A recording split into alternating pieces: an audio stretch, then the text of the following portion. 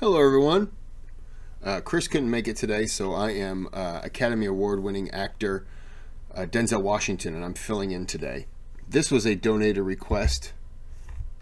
This was by YouBuyWeRush. It just says Gmail user for some reason, but I'm finally getting to we're getting to Kris's video.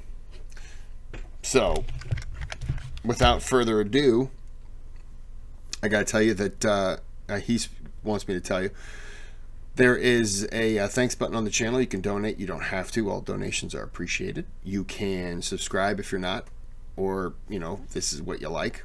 That helps. Click the bell. It does stuff, and I'm told to say that. Otherwise, the warrior gets very mad. And if you don't want to do any of that, just give it a thumbs up. Outside of that, there's nothing more that I can add. Not being Kris, being Academy Award winning actor Denzel Washington. So let's get into the video. Critical of Western civilization. Would you say that you are an Islamic or Muslim supremacist? Yes, of course. Of course. Muslim supremacist, of course. Islamic supremacist, of course. And there's nothing wrong with that. There's not a thing wrong with that. You're a Western supremacist.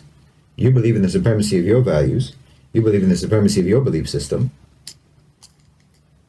You believe in the supremacy of your belief system so much that you want the whole world to follow it. You try to force the entire world to follow your belief system because you believe it's so right. You came up with the Universal Declaration of Human Rights. You took it upon yourself to decide what are the human rights for the entire human race. Well, all right, but I mean, That's supremacist. You believe that you have the authority, you have the right to decide what are the rights of human beings everywhere in the world forever. And your belief in your right to do. Where's he from? Because he has I can't tell his accent. He's not American.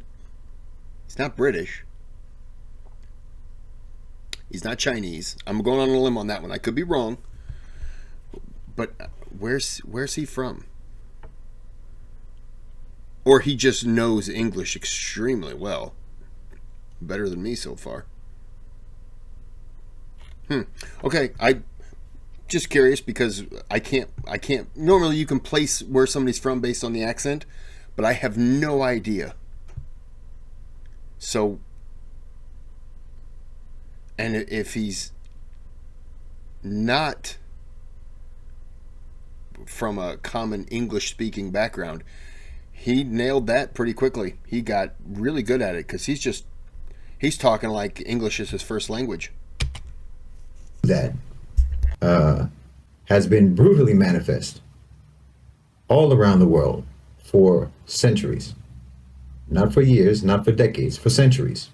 But the difference is that in Islam, to believe in the supremacy of Islam includes everything about Islam, meaning that one of the things that we believe in is that we don't have the right to compel you to follow our beliefs.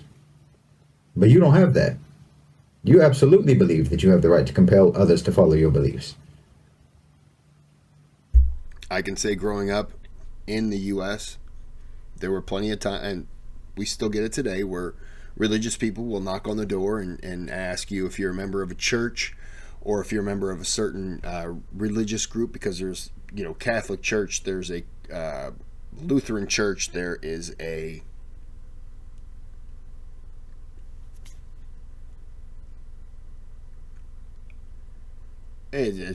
Christian church. I don't know what denomination the one is that's like a mile away from me. But there's a few. I tell you the truth, I've got two of them within a mile from me, and I couldn't tell you what the difference would be between them. I've never looked into it. I know there's a Lutheran one about 5 miles away from me. But yeah, we'll get people that will knock on the door. And if you're a YouTube, if you're a YouTube fan, yeah, if you're somebody who enjoys YouTube, I wouldn't. Why did I have to say that? I'm a dummy. But if you ever watch Good Mythical Morning, Rhett and Link, both, Christians, and Rhett had this belief that if you weren't religious, it was his duty to try to convert you, or you're going to burn in hell forever, and blah blah blah. So it is a common thing to have that kind of approach. And I've worked with people that are religious, and basically one guy, his name was Kris, he asked me what my religious background was, and I said my mom raised us Lutheran, but I don't practice anymore. And he goes, oh, does it bother you that you're going to burn in hell for eternity? And it was just like, I was going to go get some popcorn, because I worked at a movie theater at the time. It was like I was just going to go get a little courtesy cup of popcorn. I wasn't really thinking about the hell part. So no. And he was just like, well, that's fine. It's eternity. I don't know if you know how long eternity is. And I'm like, does it end after 1,000 years? He goes, no. He didn't understand that was So anyways. And the entire 20th century, and forget that, the 19th century, and as long as anyone can remember, is testimony to the fact that you believe that you have every right in the world to force all of the people in the world to follow your belief system. That you have the right to impose that on people. And people all over the world, in Africa, in Latin America, in Asia, in the Middle East, everywhere in the world can testify to the fact that you don't believe that you don't have a right to compel people. You absolutely believe that you have the right to compel people through force, through invasion, through occupation, through colonialism, through imperialism, through extremely coercive economic policies. But Muslims, we don't believe that we have the right to impose that. We believe lakum dinukum waliya din. To you your way, to us our way. To you your deen, to you your belief system, your way of life, your lifestyle, your approach to the world, and to us ours. That's part of our belief. So our supremacist nature about Islam includes the fact that we don't have a right to compel you to follow our way. We believe that our belief is superior. And we believe that anyone who follows that belief is following a superior belief system. And of course, I fully believe that following Islam is the best way for any human being to live their life. And the perfect set of laws, the perfect set of ethics, the perfect set of morals for any individual to follow and for any state to follow. Being a Muslim supremacist isn't racial. Muslim isn't a race. It's not an ethnicity. It's a belief. And we absolutely believe in the perfection and superiority of what we believe in. We have absolute conviction about that, absolute commitment to that, certainty about that, yaqeen about that. But do you have that about yours? Do you have that conviction about yours? You're very busy trying to impose it all around the world, but when times get tough for you, your so-called enlightenment values go out the window, don't they? I mean, when there's too many diverse opinions in your society, then you start creating bureaus and departments in the government for combating so-called disinformation. Freedom of the press is out the window. When times get tough, you ban protests. You arrest people for protesting. Freedom of assembly out the window. When your belief system becomes difficult to maintain, difficult to preserve, you throw it under the bus without hesitation. But that's not the case with Muslims.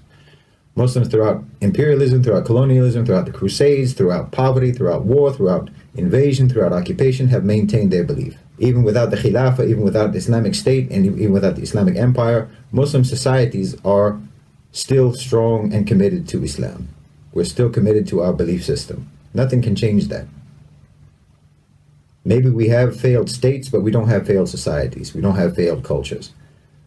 Our governments may fall, but our people remain the same. Our people remain committed to the same values, to the same morals, to the same moral laws, regardless of whether there's a government over them to enforce that. But that's not the case with you. Even though you're trying to impose your value system all around the world, when things become difficult in your own societies, you abandon your principles, you abandon your values. They're insufficient for preserving the security and the stability and the tranquility of your societies. They're insufficient, they're inadequate for that. So that alone, along with many, many other things, that alone shows me the inferiority of your value system, the inferiority of your belief system, and the superiority of Islam. And your belief system, your enlightenment values, are extremely selectively applied in your society throughout your history. They apply to some people and not others. It's like in George Orwell's Animal Farm. Some people are more equal than others in your society. Your value system is not evenly applied. I mean, there's obvious examples everyone knows about. But just look at democracy, for example. You want democracy all around the world, supposedly. You say that you want democracy all around the world, so-called. But you don't even apply democracy. Let's just, for the sake of argument, let's pretend that you have a democratic system in the United States, and it's an actually healthy, functioning democratic system, which is obviously not the case. But let's just, for the sake of argument, pretend that it is. You don't believe that democracy is important, for example, in the private sector. You don't believe that businesses, that companies, that corporations should be democratic. Your belief in the supremacy of democracy does not extend to the private sector. Corporations don't have to be democratic, do they? In fact, corporations are sacrosanct. It's sacrilegious to say that there should be any intervention in the private sector to make it actually accountable to the population, accountable to the public, accountable to the workers. And anyone who even talks about something like that, anyone who even suggests that companies and corporations should be democratic, will be persecuted. I mean, look at the struggle that organized labor had in the United States. Coal miners were literally bombed from the sky when they tried to organize and have and secure their rights and have some kind of democratic representation with the coal companies. When just now, I don't know anything about bombing the miners, but coal miners, not children. I can say that there are things regarding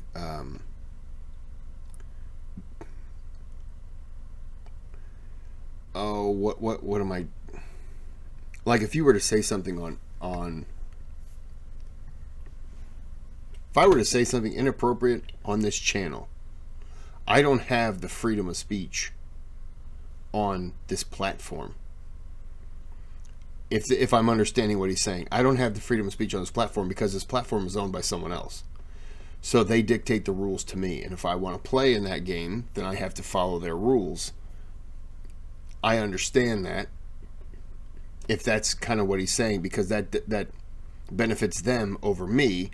I make a pennies compared to what they make on the ads that are generated and the ads that they make regardless. So they make money off of me paying to not have ads. So, when I view. So, yeah, I understand what he's saying. To that, I push back a little bit, only because if it is my platform and I don't want, racist talk or something like that, yeah, I should be able to say no and cut them off. I think that's fair, because I wouldn't want my platform to be used like that, if that makes any sense. But I understand what he's saying. That one's tricky. I get what he's saying. Just now, when the railway workers were wanting to strike for better wages, for more humane working conditions, more rational and reasonable and fair workloads that would actually help to guarantee the safety of those trains, Joe Biden and the government prohibited them from striking. Where's the democracy? Because you don't mean the things that you say. You don't mean the values that you espouse. You don't mean it. If you meant it, then you would apply it across the board. You would apply it to everybody in all institutions and all dimensions of your society. I don't know what he's talking about there, not saying that it's not true, but I would say that the train workers might be government workers, and so the government workers don't have that ability to strike, if that's what he's referring to, but I don't know exactly. Sorry. It would be applied everywhere, but it's not. Democracy doesn't belong in the workplace. Democracy doesn't belong in the company, in the business, in the corporation. And no one's even supposed to suggest that it should. That's an inferior belief system. It's inadequate. It's inadequate for building a civilization, for building a cohesive society. Because look, the only group identity, the only sort of group identity that makes any sense at all, is not racial, it's not ethnic, it's not nationalistic, not even based on language or shared culture or shared heritage. None of that makes any sense as a shared group identity. The only thing that makes sense is shared belief system. That's the only thing that makes sense as a group identity from which you can build cohesion and camaraderie and brotherhood and solidarity between people. Only belief system. You can have a certain skin color and have nothing whatsoever in common with other people who have that skin color. You can have the same language and certainly have nothing in common whatsoever with someone who speaks the same language. You can, I'm German Irish. What do I have to do with all of the other people in the world who were German Irish? Just because we're German Irish, we have nothing in common. And yet I have more in common with a Muslim from Mali, with a Muslim from Indonesia, with a Muslim from Morocco, with a Muslim from China, from Chechnya. I have more in common with them immediately, instantly, effortlessly. We have the same frame of reference. We have the same moral code. We have the same belief. We admire the same people. Our heroes are the same heroes. Our role model is the same role model. I have more in common with them than I have with someone whose belief system is different from mine, but who looks like me, or who speaks my language, or who comes from my country. That doesn't create solidarity, and there's no reason why it should. Solidarity should be based on shared belief. People who share class identification, that makes some sense, but it's very narrow. It's not deep, it's not that meaningful. It's sort of ad hoc. You can have class solidarity on an ad hoc basis, meaning you can have solidarity with other people in the working class, other people who are poor, or if you're on the other end of the spectrum, other people who are rich because you have shared material interests. Those things are not identity markers that make any sense for building group solidarity, group cohesion, group identity, and sense of brotherhood and fraternity and togetherness and unity. And, you know, this is why in the West you have, you know, popping up all the time, all of these various identity groups, instead of, well, we all believe in Western values. We all believe in Enlightenment values.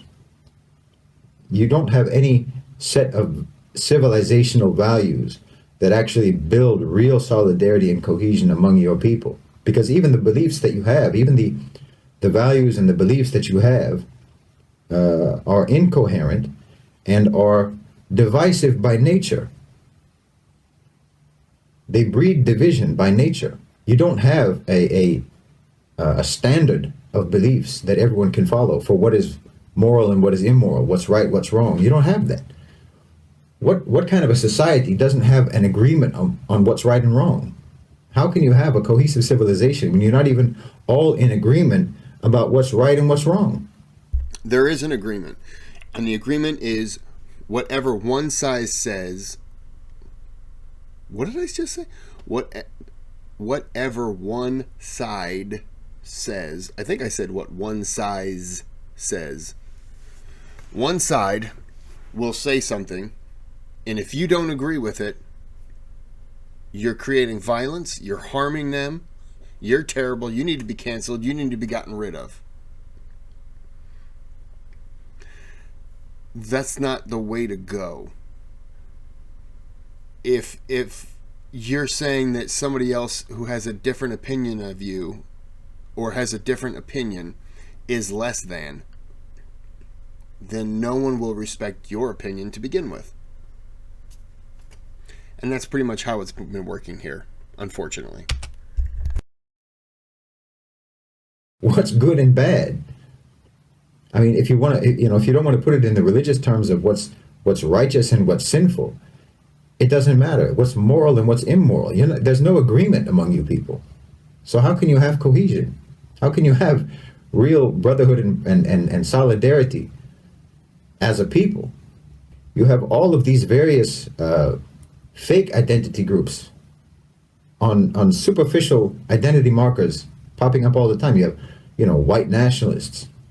You have male supremacists, female supremacists, feminists, red pill, and then you have, even beyond that, you have people who identify themselves literally by the brands that they buy.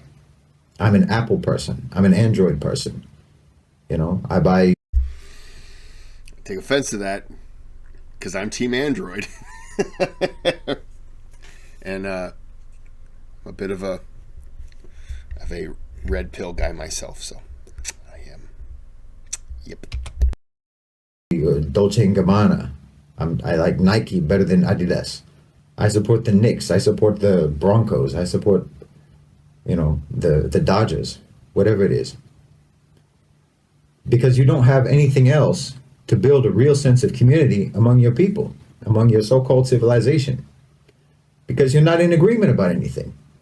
So how can there be cohesion?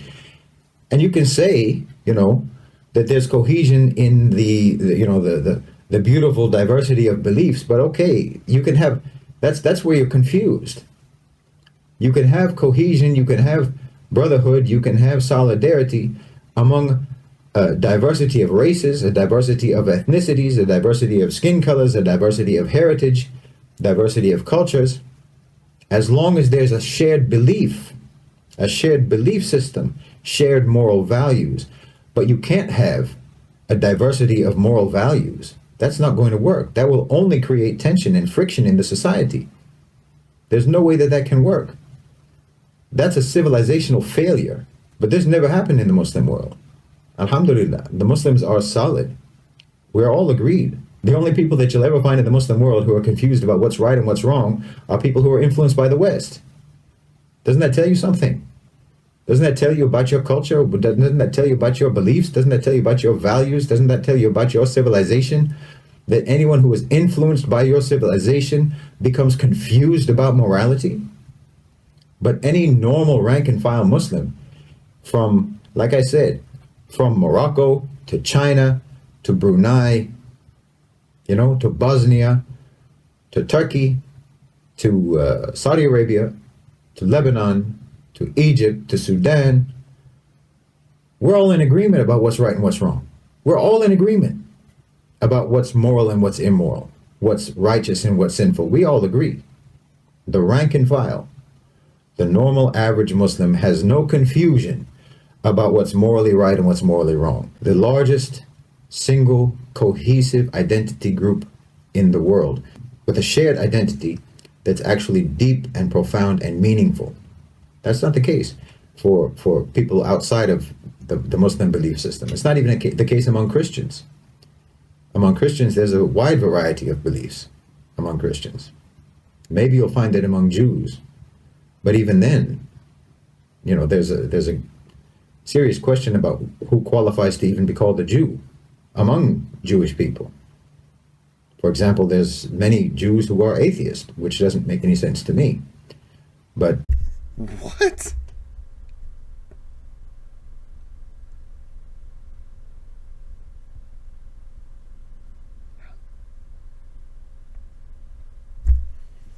How can you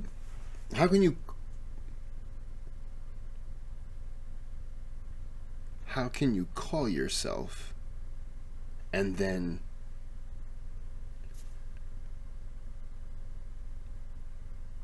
I'm blown away, because those were two words back to back that I never thought I would ever hear in my life. No, he's an atheist Christian. Come again now? What now? You can't be two different things at the same time. Yeah, no, he's a round flat earther. What? What are we talking about here? What's that? This guy just blew my mind with that. What do they have in common with an Orthodox Jew? So even for you to believe in the supremacy of your belief system is already irrational. Your belief system does not lend itself to solidarity. Your belief system doesn't lend itself to cohesion. It doesn't lend itself to a group identity. And that's why it's never really been enough. Your belief system cannot actually create a cohesive identity for a large group of people. Everybody in the society is looking for some way to find an identity and then to expand that into some identity group so that they can have some sense of belonging. That's a type of struggle that Muslims never experience, because we have a sense of belonging wherever we go in the world. Because we can go into any Muslim community and belong. I could go from China to Latin America and find Muslim communities where I would belong, and where the people there would resonate with me and I would resonate with them, and we would understand each other, and we would be able to relate to each other, and we would feel brotherhood for each other. You can't say the same. You couldn't fill a room with random Europeans from France, from Germany, from Romania, from England, and then from America, from Australia, from Canada. You couldn't fill a room with random Westerners and have them all agree on what's morally right and what's morally wrong on any issue. And the people, and whoever agrees, whatever two people agree on something, will disagree on something else if it's a moral issue. Because your basic moral belief has become that nothing is right and nothing is wrong. Well, how are you going to survive as a society? How are you going to survive as a civilization when you have a belief like that? Alhamdulillah, this is not a problem that we have in the Muslim world. Yeah, you can't if nothing is right, then that means it's wrong. But if nothing is wrong, then that means it's right. You can't have, well, if nothing is wrong and nothing is right, then what is it? I have no idea. You can't have that. It doesn't exist. Neither is a Jewish atheist. I'll never forget those two words. He's a round, flat earther. That one made me chuckle. I entertain myself from time to time. We have close to 2 billion people. It will soon be 2 billion people. The overwhelming majority of which all agree on basic moral values. All agree on basic... 2 billion people? 7... Oh! Jeez, Kris. 2 billion... Muslims. Oh, wow. I've been listening to him for 17 minutes and apparently I'm an idiot right now. Okay. All right. Definitions of morality, and who, again, overwhelmingly agree on the purpose of life, and what kind of a lifestyle you should live, what your way of life should be, what your conduct should be in the world, what your conduct should be in society, what your obligations are, what your duties are in society. The overwhelming majority of close to 2 billion people in the world are all in agreement on that. That's cohesion. That's a basis for solidarity. That is an actual civilization. No matter what we've gone through, no matter what difficulties we face, unlike you, when times get tough for you, you throw your values out the window. When times get tough for the Muslims, they cling to their values even stronger. Their conviction in their beliefs grows. So yeah, of course, I'm an Islamic supremacist.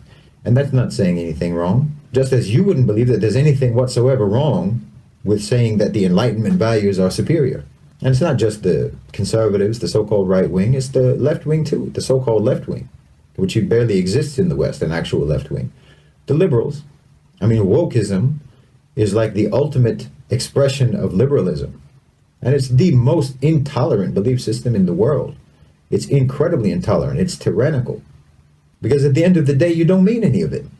You don't mean any of it. It's unsustainable. It cannot actually sustain a civilization, a society, or a culture, which is why it hasn't. I have to stop agreeing with him now because I'm starting to hurt my neck. So just going to take a little pause because I think I got dizzy. Okay, back into it. I just had to also pause because that was what I was saying was if you don't agree with them, then you're causing violence on them. Your words are violence against them. That doesn't make sense. Hey, I believe this. Well, I believe you're wrong. Well, you've just created violence against me. No, I differed with your opinion. No, you've created violence against me and now you want me dead. I don't know how you picked up with I disagree with you. How you got that to somehow being murdered in the street, it does not add up. And this is the garbage nonsense that is very common. And I lean more liberal, Democrat, and yet people are aghast that I don't do any of that. I think it's stupid. I say it all the time. It's ridiculous. It's nonsense. It hasn't. You admit by your own actions that your beliefs are luxury beliefs. When everything is perfect, when everything is fine, then we'll go ahead and preserve those values. We'll preserve those beliefs. But if anything gets difficult, then for the sake of national security, we'll suspend everything. Well, if they're genuine beliefs, then you never have to suspend them. If they're things that you really believe in, if those are actually superior, then you would never have to suspend them. If they were actually superior values, then you would be able to apply them in every situation. You would never. If they were truly superior values, you wouldn't be allowed to. For the revolt, for fear that by saying that you can't do that right now, no, it wouldn't work. It absolutely wouldn't work. Have to suspend them. They would be responsive and reliable in all scenarios. But as soon as you get into any kind of a difficult situation, you eject the values. Well, Muslims don't do that because we don't have to. Because in fact, our value system, our belief system, our moral convictions are always applicable. They apply in any society, in any set of circumstances, in any situation, and always will.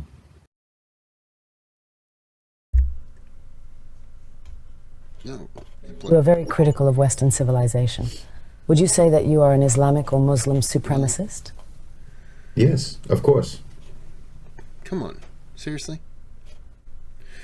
We don't need to play the whole video over again. Of course. Muslim supremacist, of course. Islamic supremacist, of course. And there's nothing wrong with that. Seriously? There's not a thing wrong with that. You're Seriously? a Western supremacist. You believe in the supremacy of your values. You believe in the supremacy of your belief system. Seriously? You believe in the supremacy of Seriously? your belief system so much that you want the whole world to follow it. You try to Seriously? force the entire world to Seriously? follow your belief system because you believe it's so right. You came up with the what? Universal Declaration. Seriously? I will cancel you out right now, my friend. I don't know what is going on.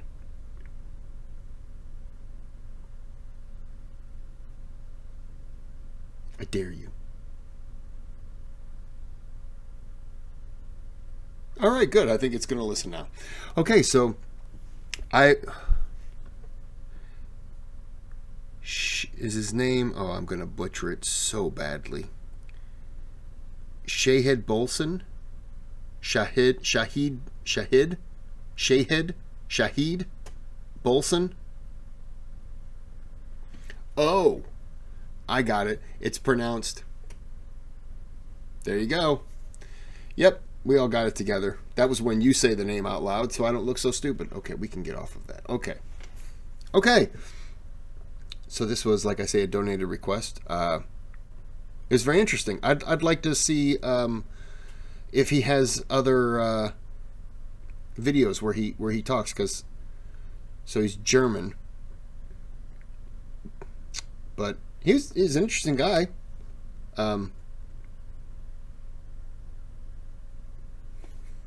I enjoyed it. So until next time, we're going to end this here. But until next time, have a good day, have a good night.